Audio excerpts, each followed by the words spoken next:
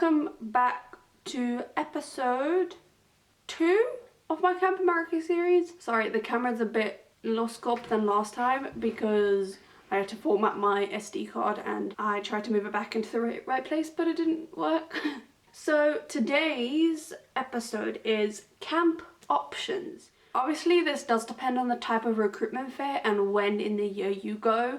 I went to the November recruitment fairs, which was pretty early for recruitment fairs. I think it's their first year doing recruitment fairs in November because they just wanted people to get hired early, and it definitely helped because a lot of us got hired.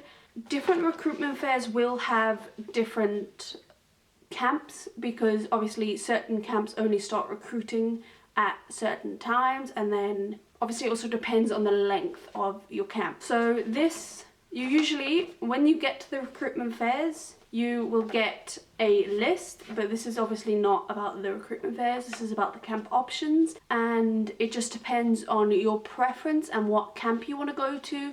So on the Camp America website, you'll be able to see what camps are going to what recruitment fair that you want to go to, and I highly recommend going to a recruitment fair because you can see the camps in person, the camps can see you in person, they can get a feel for your personality, you can get a feel for their personality, and obviously a lot more information on the camps, though you do have to go into a recruitment fair having information and having done research because the camps like to see you have done research on what they are about and what they stand for. But yeah, so the camp options at the recruitment fair that I went to, they didn't have a Girl Scout. They did have a couple of Jewish, they had a lot of Christian, and they have a lot of private because most of the camps that you go to are private camps. So the camp options that were at my recruitment fair, I went to the Newcastle recruitment fair. So this was just the camps these were all of the camps that came to my recruitment fair. Places like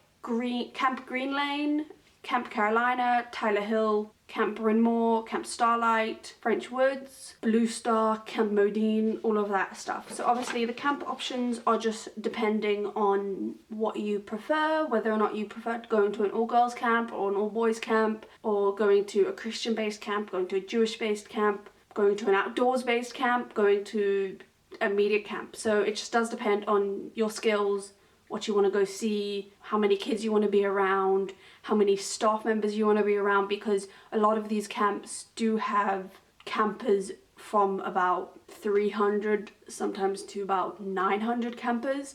And then obviously you kind of have most of the staff that go there are international. That the lady told me at my recruitment fair, she said most of the staff are international that they hire because I don't know why, I think just Americans don't really want to go to the camps, but I'm probably completely wrong about that. But most of the staff that you go to on these camps are international, like me. So there's about, I think the camp that I'm going to, there's going to be about 200 international staff and 200 American staff, if I'm not mistaken. Probably am, but yeah. So like I said, the camp options just do depend on what your preference is, and yeah, I will see you guys in my next video for interview and tips on the interview. Bye guys.